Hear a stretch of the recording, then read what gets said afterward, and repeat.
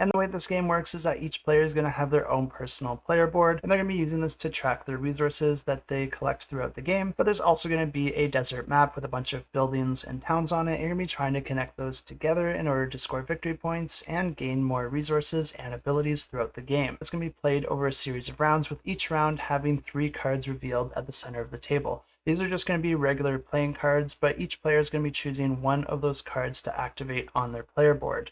Whatever value that is, you're going to be writing at the bottom of your player board. And each player does get to have 5 turns within a single round, which means at the end of each round, you're going to have a full poker hand, and you're going to be scoring victory points depending on the hand that you're able to create. But that's not the only objective here, because each player is also going to have 4 starting train stations located on their board, and each one's going to be associated with a different suit.